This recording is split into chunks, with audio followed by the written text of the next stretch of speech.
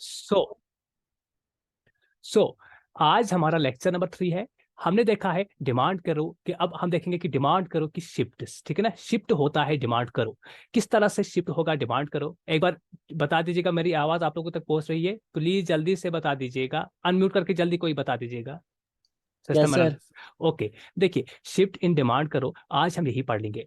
देखो, आपका डिमांड करो कब शिफ्ट होगा, मैंने सबसे पहले आपको ये बता दिया था। कीपिंग ऑल फैक्टर्स कांस्टेंट, आपकी इनकम, टेस्ट के बारे में, प्रेफरेंस के बारे में, यही तो फैक्टर्स है ना जो आपकी डिमांड को इफेक्ट कर रहे थे, जो मैंने प्रीवियस लेक्चर पे आप लोगों को बता दिया कि प्राइस के बगैर भी कुछ अदर फैक्टर्स होते हैं जो आपकी डिमांड को इफेक्ट करते हैं। जैसे कि इनकम का क्या इफेक्ट रहेगा, आप अगर आपको कोई टेस्ट ही नहीं है किसी चीज का, किसी चीज को आप प्रेफर ही नहीं करते हो, क्या उसकी डिमांड होगी? नहीं होगी। So only price is not determinant of the demand, ठीक है ना।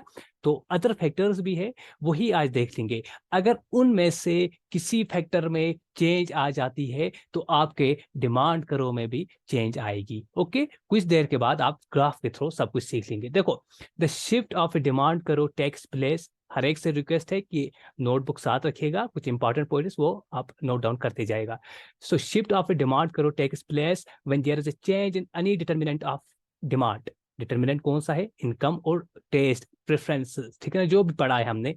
अदर देन प्राइस, क्यों? क्योंकि प्राइस में हमने देखा था, प्राइस का करो अगर मैं बनाऊंगा तो दिस इज द डिमांड करो रिलेटिंग प्राइस। जितनी जितनी आपकी प्राइस हाई होती जाती है उतनी उतनी आपकी डिमांड कम होती जाती है, जितनी जितनी आप अपनी प्राइस को लो करते हो उतनी उतनी डिमांड बढ़ती जा रही है। सो ये हमने यही सीखा था। लेकिन शिफ्ट हो जाएगा ये डिमांड करो, या ऊपर की तरफ जाता है या नीचे की तरफ आता है। ये कब आता है? जब अदर देन प्राइस, प्राइस के अलावा अगर किसी फैक्टर में सपोज आपकी इनकम ही इंक्रीज हुई, सपोज आप कहीं पे काम कर रहे हो, जॉब कर रहे हो, आपको 10,000 सैलरी मिल रही है, 10,000 के बदले आपको 20,000 सैलरी मिलने आई, तो ऑब्वियसली बात है कि आप क्या करोगे? अब 10,000 की जगह आपको 20,000 एक्सपेंड करने, ये ना एक्सपेंचर करना है 20,000 का, 20,000 स्पेंड करने हैं आपको कहीं पे, तो आप इंक्रीज कर लोगे अपनी डिमांड को ऑब्वियसली, ठीक है ना। तो यही चीज हम देख लेंगे किस तरह से होता है। वहां पे आप प्राइस के बारे में नहीं देखते हो, ठीक है ना, प्राइस को भी कांस्टेंट रखते हो, बाकी सब डिटर्मिनेंट्स को कांस्टेंट रखते हो। तो चलो, so other than price resulting in a new demand करो, ठीक है। तो देखो, न्यू डिमांड करो में क्या होगा? व्हेन इनकम इंक्रीजेस, जब आपकी इनकम इंक्रीज होगी, इन्फीरियर गुड्स की बात नहीं करूंगा मैं यहाँ पे, ठीक है, इस स्टेटमेंट को फिलहाल भूल जाओ। ये हम पढ़ेंगे EIM पे, इनकम इलास्टिसिटी ऑफ डिमांड, जब मैं पढ़ाऊंगा तब आपको समझ आ जाएगा ये पॉइंट मैंने यहाँ पे क्यों लिखा है। अदरवाइज यहाँ पे आपको इस वक्त समझ नहीं आएगा। फिलहाल इतना वाला आप पॉइंट समझ लीजिएगा। जब भी इनकम इंक्रीज होगी, चैट कलम के थ्रू बता दीजिएगा आपकी डिमांड इंक्रीज हो जाएगी या डिक्रीज हो जाएगी नॉर्मल गुड्स के लिए। आप बोलोगे सर नॉर्मल गुड्स कौन से होते हैं? अरे भाई, नॉर्मल गुड्स सिंपली आपके क्लोथ्स है, ठीक है ना। आप क्लोथ्स लेते हो या कोई भी चीज जो आप डेली यूज कर रहे हो, तो थोड़ा उस पर क्या इंक्रीज आ जाएगा या डिक्रीज होगा? हाँ, चैट कलम के थ्रू जल्दी से बता दीजिएगा। एग्जैक्टली इंक्रीज होगा, यस एग्जैक्टली इंक्रीज होगा, हाँ वेरी गुड, ठीक है ना। तो यही बता रहा है। इससे पहले हमने क्या पढ़ा था? जब प्राइस इंक्रीज होती है डिमांड डिक्रीज होती है। बट यहाँ पे मैं बता रहा हूं आपको, जब इनकम आप लोगों की इंक्रीज होगी डिमांड भी इंक्रीज होगी। So demand curve for normal goods shift outwards और मोर, ठीक है ना, are more will be demanded, यानी कि आउटवर्ड का मतलब होता है ज्यादा। देखो यहाँ पे मैं आपको फिलहाल समझा दूंगा, चलो सीधा ग्राफ पे आते हैं, सीधा ग्राफ पे आते हैं। क्योंकि ये अब सुपर सेशन होने वाला है, आप सबको इसका बेनिफिट होगा, तो डायरेक्टली हम पॉइंट पे आएंगे। देखो,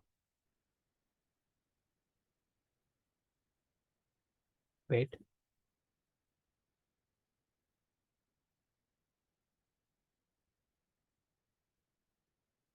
एक सेकंड किया आप लोग।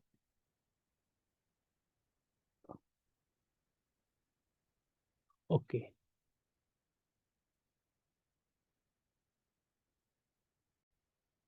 हाँ, तो चलिए हम डायरेक्टली इस पॉइंट पे आते हैं। डायरेक्टली हम इस ग्राफ पे आएंगे। पहले सबसे पहले देखो, सबसे पहले ऊपर वाला ग्राफ समझ लीजिएगा, ये मैंने आप लोगों को ऑलरेडी समझाया है। ये डिमांड करो है, ये किस लिए है? जब आपकी प्राइस को ऊपर नीचे कर लेंगे, जब चेंज होगी, when there is change in the price, so del P यानी कि delta P is change in price. जब प्राइस को ऊपर नीचे करते हो डिमांड उसका स्लोप जो होता है वो इंक्लाइन यानी कि नेगेटिवली स्लोप होता है, ठीक है ना, डाउनवर्ड स्लोप होता है। So when price changes the person moves on this demand करो, यानी कि इसी के ऊपर नीचे आप जा सकते हो जब प्राइस की बात कर रहा हूं। अभी मैंने ओ डिटर्मिनेटर्स की बात नहीं करी है। जो ही प्राइस आपकी कम होती जा रही है, आप यहाँ पे डिमांड देखो। अब किसी को डाउट होगा कि सर डिमांड कैसे बढ़ती है। This is Q1 quantity, this is Q2 quantity, याद रखना, ठीक है। This is Q1 quantity, this is Q2 quantity. ये P1 है, ये P2 है। जब आपकी प्राइस P1 पे थी तो आपकी क्वांटिटी Q1 थी। जब P2 पे है तब आपकी क्वांटिटी Q2 डिमांड कर रहे हो आप। तो इसका मतलब यहाँ ये प्राइस हाई है, देखो रेंज है ना, यहाँ से suppose this is 10, this is 15, graph सबको पता होगी, दिस इज 20, वैल्यू कुछ भी रखो ना, 30 रखो, 40 रखो। जब आपकी प्राइस 20 थी, 20 आपकी प्राइस थी, आपकी डिमांड क्वांटिटी सपोज 5 यूनिट्स थी, ये 10 यूनिट्स होगा, आगे आगे इंक्रीज होगा।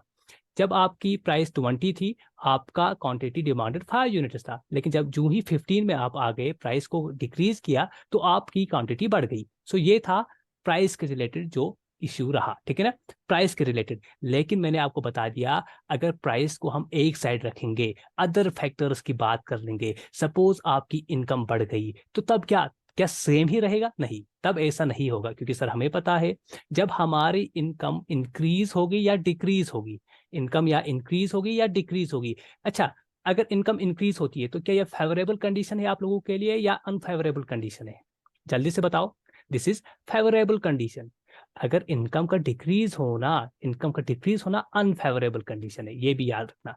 देखो, जूं ही देखो ये डिमांड करो है, ठीक है ना, ये डिमांड करो है।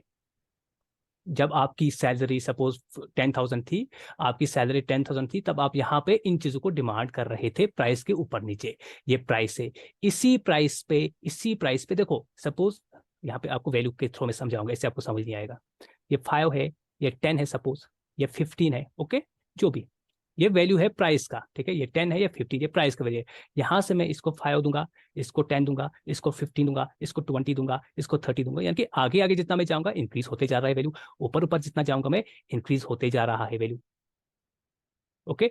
हाँ, चलिए, पहले जब आपकी सैलरी 10,000 थी, 10K थी, आप इस डिमांड करो के तहत इस पॉइंट पे जब 10 रुपये थी, तब when the price was 10 rupees, तो आप इतना डिमांड कर रहे थे। यहाँ पे स्ट्राइक कर रहा है, जहाँ पे स्ट्राइक कर रहा है पॉइंट, इस क्वांटिटी को डिमांड कर रहे थे। कितना? सर हम 10 यूनिट से डिमांड कर पा रहे थे। अब मैं आपको बता रहा हूँ, आपकी सैलरी 15K हुई तो आपकी डिमांड इंक्रीज होगी ना? यस, एग्जैक्टली सर, हमारी डिमांड जो है वो इंक्रीज होगी। तो अब जाके आपकी डिमांड यहाँ पे जाई। देखो, प्राइस सेम है, प्राइस को मैंने कुछ नहीं किया, प्राइस को कांस्टेंट रखा, क्योंकि मैंने बता दिया है अदर देन प्राइस में इनकम की बात कर रहा हूँ इस वक्त। तो यहाँ पे आप क्या बोलोगे? सर यहाँ पे मैंने 15 यूनिट्स की डिमांड करी, तो 10 से 15 यूनिट्स हो गए हैं, प्राइस सेम है, price is 10 rupees, price is 10 rupees, याद रखना, ठीक है। ये था जब इनकम इंक्रीज हुआ, this was your favourable condition. और जब अनफेवरेबल कंडीशन होगी, आपका 10K है, आपकी सैलरी लो हो गई, 5K तक मैंने पहुंचा दिया, सपोज जहां पे भी आप काम कर रहे हो, ठीक है ना। देखो, जब आपकी 10K थी सैलरी, यही था, ये वाला था, ओके, मैं कलर चेंज करता हूँ इसका, वेट, ताकि आपको थोड़ा अच्छा समझ आ जाएगा। रेड करता हूँ, देखो यही है सैलरी, ठीक है ना। जब आपकी 10K सैलरी थी, ये है ना नॉर्मल हमारा, ये 10K सैलरी थी सर, हम 10 यूनिट डिमांड कर रहे थे, ओके। लेकिन अब सर कम किया आपने, इनकम कम करी हमारी, 5K पहुंची, तो हम डिमांड कम कर लेंगे। जब आप डिमांड कम कर लोगे, मतलब यहाँ कहीं पे आप स्ट्राइक कर जाओगे, तो यहाँ पे आपने 5 यूनिट से डिमांड करी। तो इसी बेसिस पे या तो आप बाहर जाते हो इस ग्राफ के, किस ग्राफ के? जो मेन है हमारा, दिस वाला, दिस वन जो रेड में लाइन करता हूं ना, ये मेन ग्राफ है हमारा, ये डिमांड करो है। या तो हम, अगर हमारी इनकम इंक्रीज होती है तो हम क्या करते हैं, हम डिमांड करते हैं ज्यादा, ठीक है। तो हम इससे बाहर चले जाते हैं, आउटवर्ड बोला जाता है इसको, क्या बोला जाता है? आउटवर्ड शिफ्ट होता है हमारा, डिमांड करो आउटवर्ड शिफ्ट होता है। जो ही हमारी इनकम कम होती है सर, हम यहाँ पे पहुंच जाते हैं, हमारी डिमांड यहाँ पे पहुंच जाती है, इसको बोलेंगे हम इनवर्ट या लेफ्टवर्ड शिफ्ट, ठीक है ना। हम इनवर्ट शिफ्ट करते हैं या लेफ्टवर्ड, लेफ्ट क्यों? इस डिमांड करो का लेफ्ट साइड में, ठीक है ना। तो आई होप आपको समझ आया होगा डिमांड करो ऊपर और नीचे क्यों शिफ्ट होता है। अब क्वेश्चन आप लोगों के लिए अच्छे तरीके से सुनना। हाँ, आप अपवर्ड डाउनवर्ड भी बोल सकते हो आप, एग्जैक्टली हाँ, डाउनवर्ड भी बोल सकते हो, अपवर्ड भी। ये अपवर्ड शिफ्ट है and this is the downward shift, ठीक है। तो अब मुझे क्वेश्चन आप लोगों से पूछना है कि आप लोग बता दीजिए, जब फेवरेबल कंडीशन है आप लोगों की, क्या आपका डिमांड करो अपवर्ड शिफ्ट होगा या डाउनवर्ड शिफ्ट होगा? जल्दी से बताओ, जल्दी से बताओ भाई, सुपर सेशन हो रहा है आज इकोनॉमिक्स का। अपवर्ड होगा। अपवर्ड। अपवर्ड। अपनी अपनी माइक आप रखिएगा प्लीज, चैट कॉलम के थ्रू आपकी चैट मेरे पास पहुंच रही है। Okay Mariam, yes upward, Mudassir Ahmad Bhatt, okay हाँ अपवर्ड ही होगा, एग्जैक्टली ठीक है ना। जब अनफेवरेबल कंडीशंस होंगी, अनफेवरेबल कंडीशन मीन्स कि आपकी इनकम कम है, उस वक्त होगा डाउनवर्ड शिफ्ट। बस यही समझाया है मैंने यहाँ पे। आपको थ्योरेटिकल पढ़ना ही नहीं है, आपको डायरेक्टली क्वेश्चंस वहां पे आएंगे और आपको ग्राफ के थ्रू ही चीजों को समझाऊंगा मैं, कंसेप्चुअली आपको बहुत ही क्लियर कर दूंगा मैं, ताकि आपके क्वेश्चन वहां पे मिस ना हो जाए, ठीक है ना। सो बस यही समझाया मैंने। डीडी जो है वो मेन डिमांड करो है, ठीक है ना, जो मेन डिमांड करो है उसके बाद हम डिसाइड कर लेंगे हमने अपवर्ड जाना है या डाउनवर्ड जाना है। जब आपकी फेवरेबल कंडीशंस आएंगी आप अपवर्ड को जाओगे, जब आपकी अनफेवरेबल कंडीशंस आएंगी आपकी डिमांड टाइट हो जाएगी, कंट्रैक्ट हो जाएगी, तो आपका ऑटोमेटिकली डिमांड करो डाउनवर्ड शिफ्ट होगा। क्लियर है यहाँ पे चीजें? क्लियर है यहाँ तक चीजें? एक हुआ क्लियर, दूसरा हुआ क्रिस्टल क्लियर, ठीक है ना, क्रिस्टल क्लियर होना चाहिए आप लोगों का यहाँ पे। ओके, कहीं पे भी कंफ्यूजन रहता है तो मुझे फटाक से आप चैट कलम के थ्रू बता सकते हो, इस वक्त मैं आपका कंफ्यूजन दूर करवा सकता हूँ। चलिए बस अब देखो, इसी को मैंने थोड़ा थ्योरेटिकली समझाया है यहाँ पे। क्या मेरी साउंड प्रॉब्लम है? साउंड प्रॉब्लम आ रही है क्या? किसी को अनम्यूट करके कोई जल्दी से बताइएगा। बफरिंग हो रही है सर। आप मुझे ठीक से नहीं सुन पा रहे हो?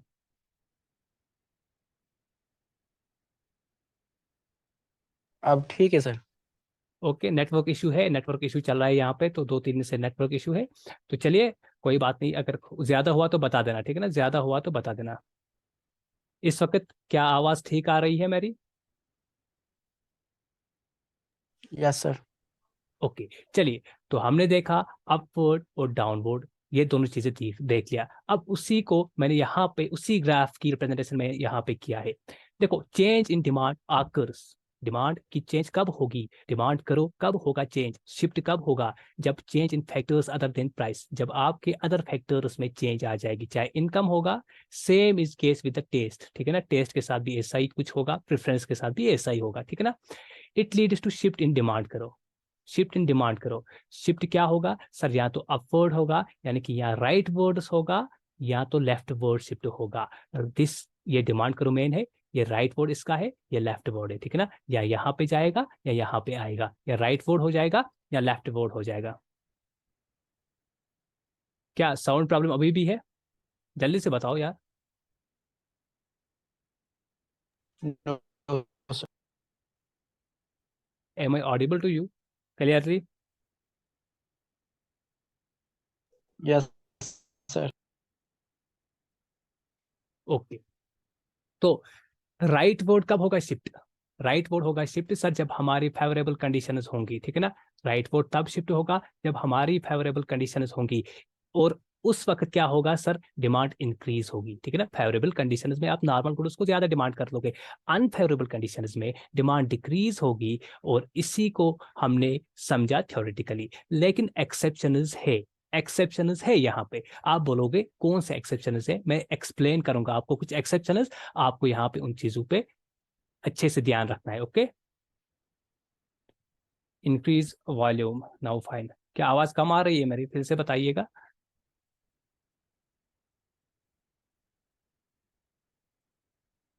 ओके सर ठीक है।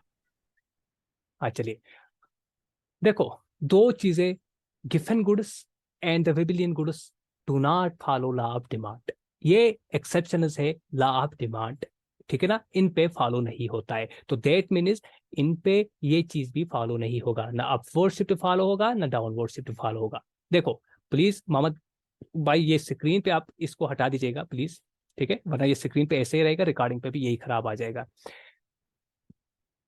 The market demand for a good at a particular price is total demand of all the consumer taking together. ठीक है, इस पॉइंट को याद रखिएगा, ऐसे ही समझाने की इस पे जरूरत नहीं है। लेकिन यहाँ पे विबिलियन गुड्स और थोड़ा सा मैं आपको गिफन गुड्स के बारे में बताता हूँ। देखो, आप बोलोगे सर क्यों नहीं, प्लीज इस स्क्रीन से ये हटा दीजिएगा, प्लीज इरेज करेगा, आपका ऑप्शन आएगा मोहम्मद, आपका आपके पास ऑप्शन है, इस स्क्रीन को जो भी लिखा है यहाँ से हटा दीजिएगा प्लीज, अदरवाइज रिकॉर्डिंग पे ये ऐसे ही रहेगा। ये स्क्रीन से आपको हटाना पड़ेगा, ये स्क्रीन से हटाएगा प्लीज।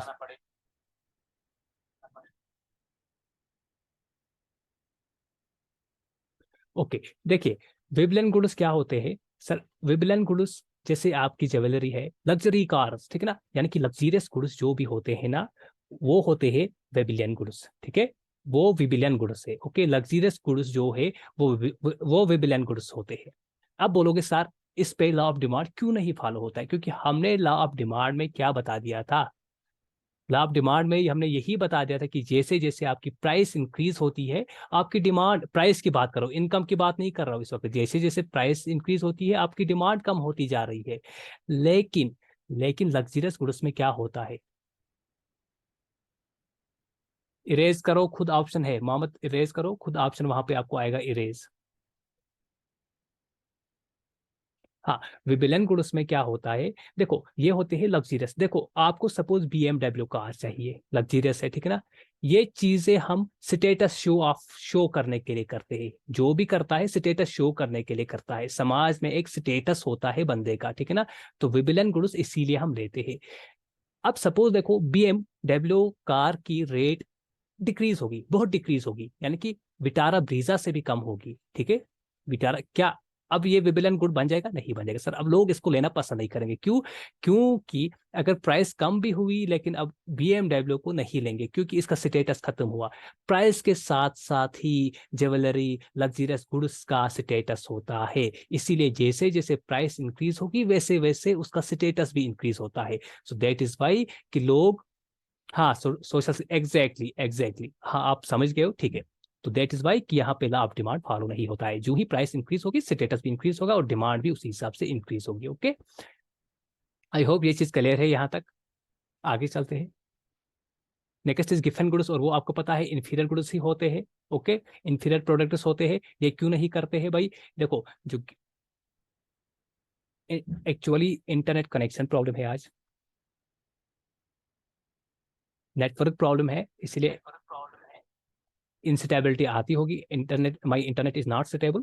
तो कोई बात नहीं, आप, आई होप कि आप तक आवाज मेरी ठीक ठाक पहुंच रही होगी, आप समझ रहे होंगे कंसेप्ट इसको। गिफन गुड्स और इन्फीरियर गुड्स क्या होते हैं, यानी कि सेम होते हैं, इन्फीरियर गुड्स को एक हिसाब से आप गिफन गुड्स भी बोल सकते हो। ओके, हाँ, तो चलिए, जो ही आपकी इनकम ज्यादा होगी, क्या आप इन्फीरियर गुड्स को बाई करना पसंद करोगे, नहीं, कभी नहीं, मत करोगे आप, नहीं सर हम इसको परचेज ही नहीं कर लेंगे, अब हम अब इसको बाई ही नहीं करेंगे, क्यों, क्योंकि हमारे हिसाब से इनका स्टेटस लो है। लेकिन इन्फीरियर गुड्स जो होते हैं ये सब्जेक्टिव इन नेचर होते हैं, इन्फीरियर गुड्स क्या होते हैं, सब्जेक्टिव इन नेचर होते हैं। ओके, याद रखना, inferior goods subjective in nature.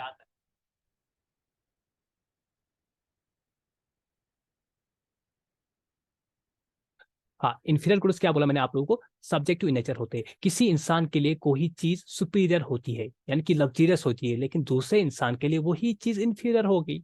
ये डिपेंड करता है आपका स्टेटस क्या है, आपकी इनकम क्या है, वगैरह कंडीशंस पे ये डिपेंड करता है। सो इन्फीरियर गुड्स में क्या होता है, इन्फीरियर गुड्स डिपेंड करता है person to person. Suppose suppose देखो, आप अभी बस से ट्रेवल करते हो कहीं पे, ठीक है ना, ट्रांसपोर्ट, पब्लिक ट्रांसपोर्ट से ट्रेवल करते हो, आपके पास अपनी कार नहीं है।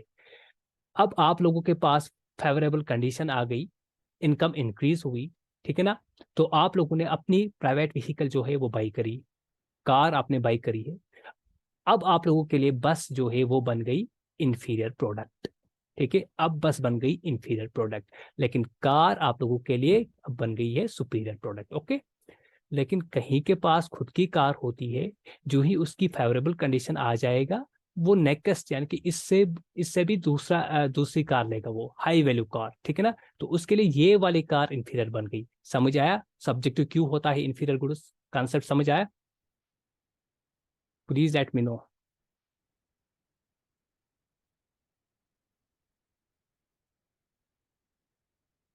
क्या समझ नहीं आया आपको?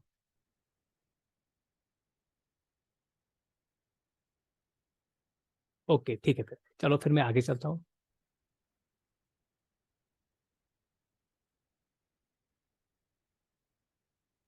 अब देखो, अब देखना है हमने price elasticity of demand, important concept है। एक बार फिर से कंफर्म करिएगा, मेरी आवाज आप लोगों तक पहुंच रही है, क्योंकि इंपॉर्टेंट कंसेप्ट है, इंपॉर्टेंट कंसेप्ट पढ़ा रहा हूँ।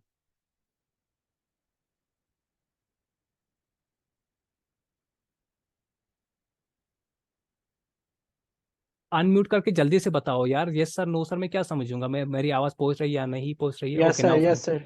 ओके चलिए फिर। ओके पहुंच रही।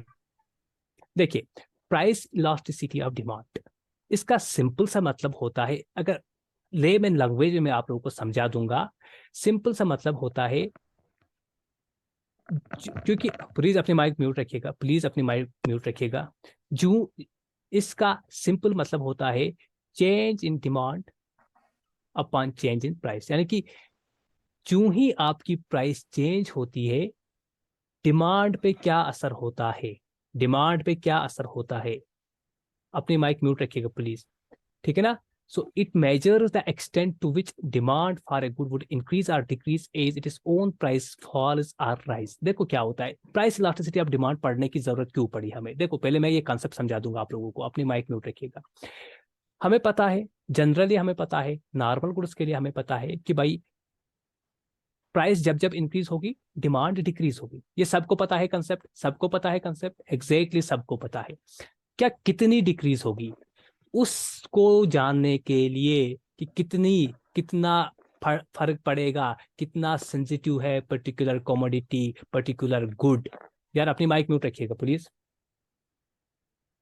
आपको बार बार बताना पड़ता है यार, इट्स नॉट गुड।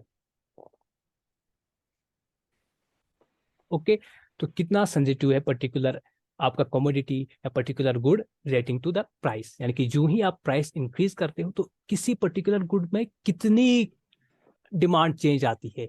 ये कितना जो होता है ना, इसी को जानने के लिए हम पीईडी का कंसेप्ट पढ़ते हैं, price elasticity of demand. So simple, in simple terms हम बता देंगे, जब हम अदर फैक्टर्स कांस्टेंट रखते हैं, ठीक है ना, सिर्फ प्राइस का फैक्टर यहाँ पे कंसिडर में लेते हैं, change in demand with respect to change in price. जो ही किसी पर्टिकुलर गुड की प्राइस चेंज होती है, उस प्राइस चेंज में क्वांटिटी कितनी चेंज होगी, क्योंकि आपको पता है प्राइस चेंज होगी, definitely quantity increase or decrease होगी।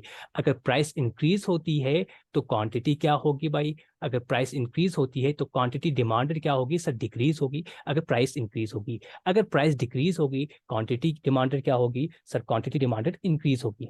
Okay clear? क्लियर है यहाँ तक? Yes sir.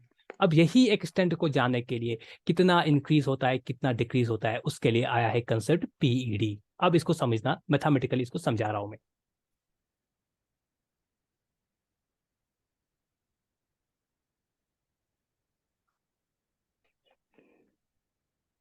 देखो ये इक्वेशन है, इसके लिए इक्वेशन से डरना नहीं है, आप यहाँ ही न्यूमेरिकल्स को सॉल्व करोगे। हमारे मीटिंग के 10 मिनट रह गए, 10 मिनट के बाद फिर से आप लोग जुड़ना है, ठीक है ना? 10 मिनट के बाद सेम लिंक के थ्रू आप रीज्वाइन कर लेना। देखो दिस इज E11, इसका मतलब होता है price elasticity of demand of good one with respect to it is own price, यानी कि कित दिस इज प्रोडक्ट वन और दिस इज प्राइस वन, यानी कि क्योंकि उसके बाद हम क्रॉस इलास्टिसिटी भी पढ़ने वाले, इसीलिए आप याद रखना E11, इसका मतलब क्या होता है? Price elasticity of demand of product one with respect to it is own price, खुद की प्राइस में इस पे क्या फर्क पड़ेगा जब चेंज करेंगे। ये होता है डेल्टा Q1/Q1, ठीक है, अपान डेल्टा P1/P1। ये क्या होता है सिंपल से मैं बता दूंगा, सिंपल से देखो, प्राइस इलास्टिसिटी ऑफ डिमांड मैंने क्या बता दिया था? Percentage change in demand with respect to percentage change in price, percentage change in demand with respect to percentage change in price. डरना नहीं है इक्वेशन से, डरना बिल्कुल भी नहीं, 2 मिनट में इसको मैं आपको समझा दूंगा, ठीक है ना? देखो ये चीज क्या होती है, आपको पता है, आपको पता है कि, अपनी माइक म्यूट रखिएगा प्लीज, अपनी माइक म्यूट रखिएगा। आप लोगों से ही मैं ये ग्राफ बनवा दूंगा, आप लोगों से ही इन चीजों को मैं सॉल्व करवा दूंगा लाइव क्लास पे ही, लेकिन थोड़ा यहाँ पे अटेंशन रखना। देखो इस इक्वेशन का मतलब होता है कि अगर आप 1% प्राइस में चेंज करते हो तो डिमांड में कितनी परसेंट चेंज आएगी? क्या मतलब है इसका? अगर आप 1% प्राइस में चेंज करते हो तो डिमांड में कितनी परसेंट चेंज आएगी? यार माइक म्यूट रखिएगा, जो भी है प्लीज माइक अपनी म्यूट रखिएगा, ठीक है, रिकॉर्डिंग खराब होगी। तो देखो यहाँ पे मैं आपको एक चीज बता दूंगा, सपोज मेरी 10% प्राइस इंक्रीज हुई है, डिमांड डिक्रीज होगी या इंक्रीज होगी? कोई बता सकता है? मैं परसेंटेज यहाँ पे, आप बताओ सिर्फ, डिमांड इंक्रीज होगी या डिक्रीज होगी? जल्दी से बताओ। 10% प्राइस इंक्रीज हुई है, क्या डिमांड इंक्रीज होगी या डिक्रीज होगी? डिक्रीज। डिक्रीज होगी।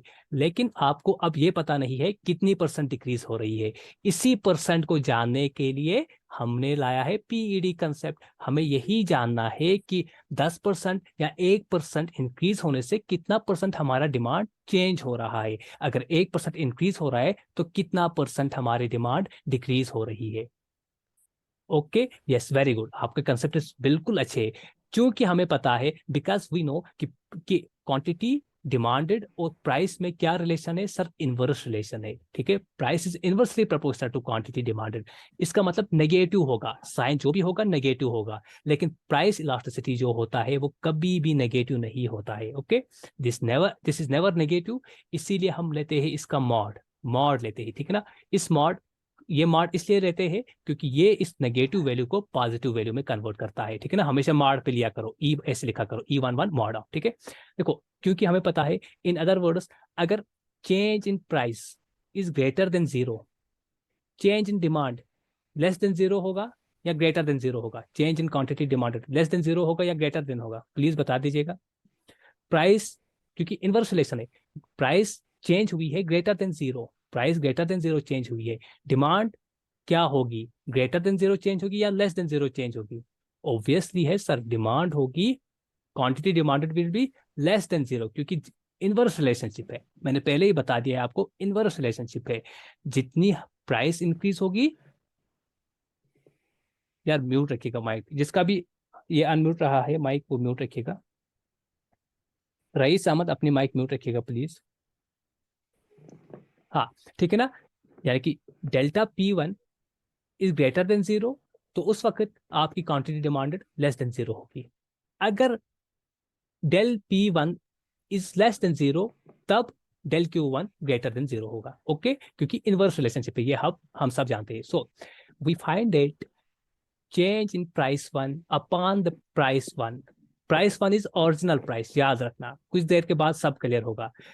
And delta Q1 by Q1 moves in opposite direction, opposite direction, यानी कि अगर एक इंक्रीज हो रहा है दूसरा डिक्रीज हो रहा है। अगर एक जीरो से ज्यादा वैल्यू है, जीरो ग्रेटर देन जीरो का मतलब होता है 1 2 3, तो दूसरा लेस देन जीरो से सर चेंज होगा, -1 -2। आपको समझ आ रहा है? -3 समझ आ रही है ना मेरी बात? मेरी बात समझ आ रही है आप लोगों को? Yes, sir. हाँ, ओके। Yes, sir. सो दो price elasticity of demand, mathematically इसका नेगेटिव साइन नहीं होता है, तभी हम मॉड लेते हैं, ठीक है, तभी इसका मॉड लेते हैं। ओके, बस इसीलिए मॉड लेते हैं, यही समझाने के लिए कि भाई इसका वैल्यू हमेशा पॉजिटिव होता है, हम मॉड ऑफ E11 लेते हैं। अब मॉड क्यों लेते हैं? क्योंकि सर अदरवाइज हमारा नेगेटिव आता है, क्योंकि हम प्राइस का रिलेशन पढ़ते हैं डिमांड के साथ, जो कि हमेशा इनवर्स है, सो नेगेटिव होगा उसका वैल्यू। ओके, इसके बाद आप फिर से सेम लिंक पे रिजाइन करिएगा। अब देखो, सपोज ए कमोडिटी फॉल्स, ये एक न्यूमेरिकल है, आपके थ्रू ही करवा दूंगा, आपको ही करना है, और फिर आप देखो आपने कितना पढ़ा है। Suppose the price of a commodity falls down from 10 to 9, हर एक लिखेंगे, हर एक आपके साथ ही मैं भी लिखूंगा। इस सॉल्यूशन को यहाँ पे मैं थोड़ा हाइड कर लूंगा। देखो, suppose a commodity falls, price of a commodity falls from 10 to 9, P1 10 to 9, P1 क्या है? 10, P1 इज ऑरिजिनल प्राइस, ठीक है ना। P2 इज 9, ये हुई final price, this is initial price, और उसके बाद कहाँ पे गिरी सर? 9 पर यूनिट, हर एक यूनिट में। Due to this quantity demanded of क्या? अब प्राइस फॉल हुई, क्वांटिटी इंक्रीज होगी या डिक्रीज होगी? क्वांटिटी इंक्रीज होगी, प्राइस फॉल हो रही है, क्वांटिटी ऑब्वियसली इंक्रीज होगी, कमोडिटी इंक्रीज होगी, demand of commodity would be increase from 100 units to 120। So 100 unit जो है ये Q1 है, 100 यूनिट क्या है? Q1,